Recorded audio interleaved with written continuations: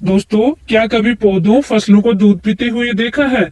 जैसे हम दूध पी करके तंदुरुस्त रहते हैं, उसी अनुसार फसलें और पौधे भी अगर दूध पीते हैं, वो भी बिल्कुल स्वस्थ और तंदुरुस्त रहेंगे।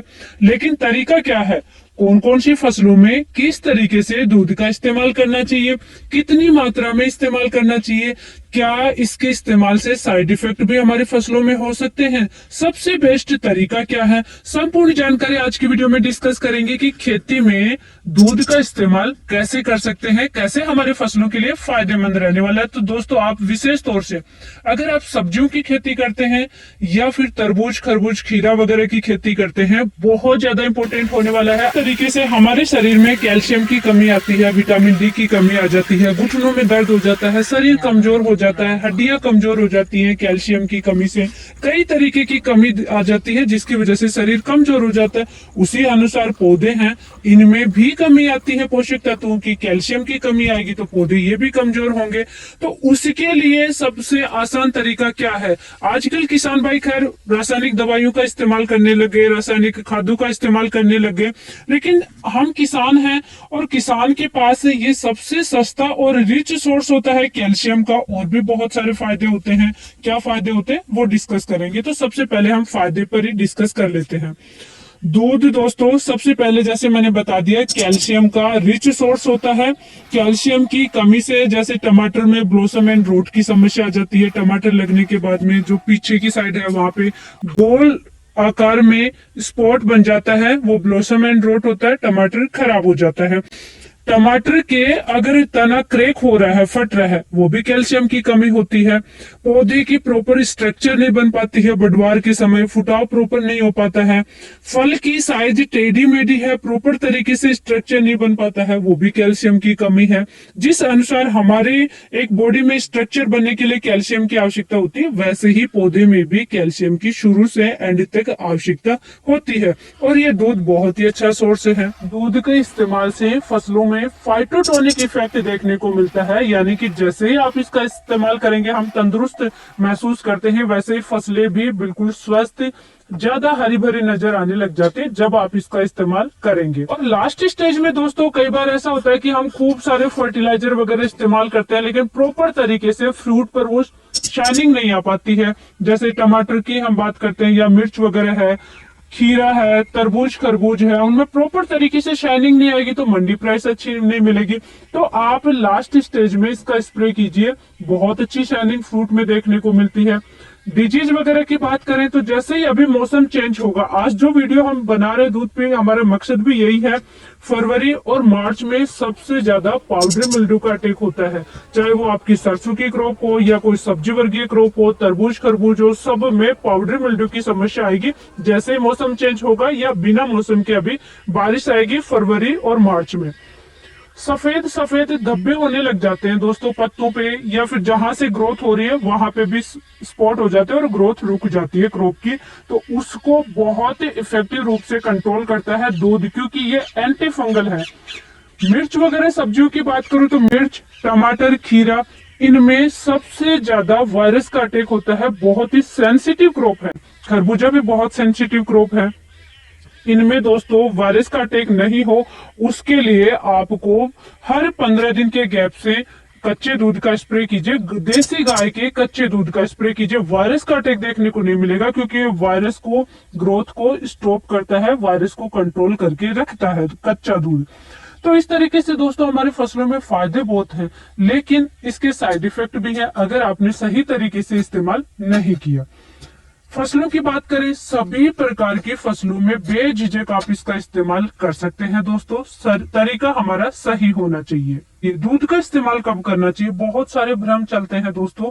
जब भी आपकी क्रॉप 20 से 25 दिन की हो जाए तभी आप इसका इस्तेमाल करना शुरू कर सकते हैं। आपके पास अगर जैसे गाय भैंस वगैरह रखते हैं, दूध ज्यादा है तो 10 दिन के गैप से भी स्प्रे कर सकते हैं, नहीं तो आप 15 दिन के गैप से आपकी सब्जी वर्गीय फसलों में स्प्रे करते रहिए। बढ़वार के समय, फुटाव के समय, फ्लोरिंग के समय, फ्लोरिंग से पहले या फ्रूट सेटिंग के समय, फल लगे हुए हैं, फलों की साइज बन रही है, उस समय मैच्योरिटी स्टेज तक आप कभी भी इसका बेझिझक इस्तेमाल कर सकते हैं। इसका साइड इफेक्ट देखने को नहीं मिलेगा, कैल्शियम की कमी नहीं आएगी, जो भी मैंने आपको डिजीज बताए इनका अटैक देखने को नहीं मिलेगा। अच्छा दोस्तों, आपको जैसे टमाटर की क्रॉप है, अगेती झुलसा वगैरह की समस्या आती है या पत्तियां झुलस रही है किसी भी क्रॉप में, उसको कंट्रोल करना, तो इसके साथ में एक चीज और मिला लेना है, बहुत ही ज्यादा अच्छा रिजल्ट मिलेगा। और जैसे वायरल डिजीज है उनको भी कंट्रोल करना है, क्योंकि मौसम चेंज वगैरह होता है, तो इसमें आप हल्दी भी मिला सकते हैं।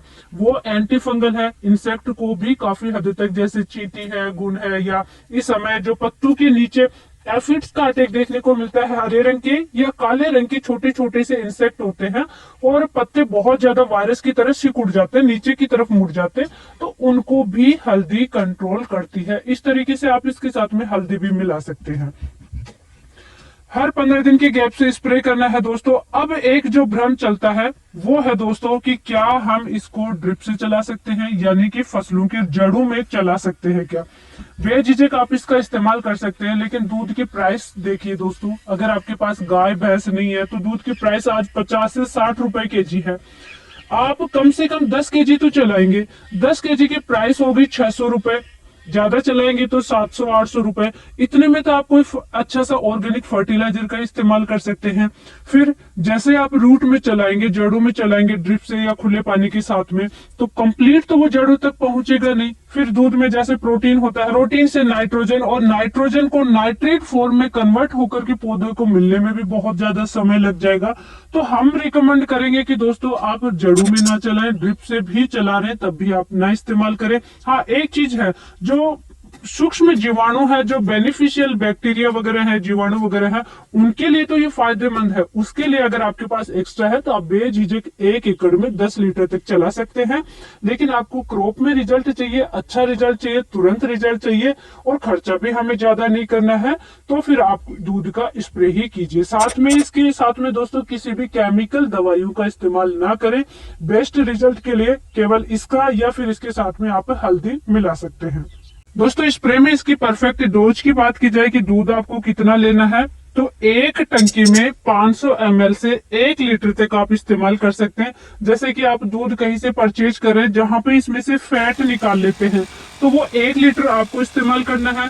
और जैसे देसी गाय का दूध है, होता है दूध देसी गाय का, पुरानी गाय है अगर, तो उसका आप 500 ml आधा लीटर भी सफिशियंट रहेगा। गाय की अगर बात करें तो दोस्तों वैसे आप भैंस वगैरह का भी इस्तेमाल कर सकते हैं, लेकिन सबसे बेस्ट रिजल्ट मिलेगा आप देसी गाय का इस्तेमाल करें। अदरवाइज आप किसी का भी इस्तेमाल कर सकते हैं। लेकिन दोस्तों आपको इस्तेमाल नहीं करना है, जैसे कि जर्सी गाय आती है या होलिस्टन आती है, उनमें न्यूट्रिशन वैल्यू इतनी अच्छी नहीं होती उनके दूध में, तो उनका इस्तेमाल आप ना करें, उनसे आप बचें। आजकल दोस्तों बहुत ज्यादा इसका एक्सपेरिमेंट चल रहा है कि इसके साथ में आप जैसे कोई भी केमिकल दवाइयां वगैरह मिला करके इस्तेमाल कर सकते हैं, क्योंकि ऑर्गेनिक है। लेकिन दोस्तों हम रिकमेंड करेंगे कि आप इसके साथ में एक्सपेरिमेंट ना करें। अगर आपको पूरा रिजल्ट चाहिए तो इसके साथ में ऑर्गेनिक चीजें आप मिलाएं, जैसे कि हल्दी मिला सकते हैं या हींग मिला सकते हैं। हल्दी हींग का कॉम्बिनेशन आप इस्तेमाल कर सकते हैं, गुड़ इस्तेमाल कर सकते हैं। इस तरीके की आप चीजें मिला करके इस्तेमाल कर सकते हैं। लेकिन इसके साथ में कोई भी केमिकल दवाई या कोई फर्टिलाइजर या केमिकल में कुछ भी चीज इसके साथ में ना मिलाए, तभी इसका पूरा और अच्छा रिजल्ट देखने को मिलेगा। 1 एकड़ में इसकी डोज की बात करूं, जैसा कि मैंने आपसे डिस्कस किया है कि एक 15 से 16 लीटर की टंकी में अगर फैट निकाला हुआ दूध है या फिर जैसे आपने कहीं से परचेज किया है उसमें भी थोड़ा बहुत पानी वगैरह मिक्स किया हुआ आता है, तो आपको 1 लीटर लेना है। 15-16 लीटर टंकी में घर का है, फ्रेश है, ताजा निकाला हुआ दूध है, तो 500 ml भी एक टंकी में सफिशियंट रहेगा।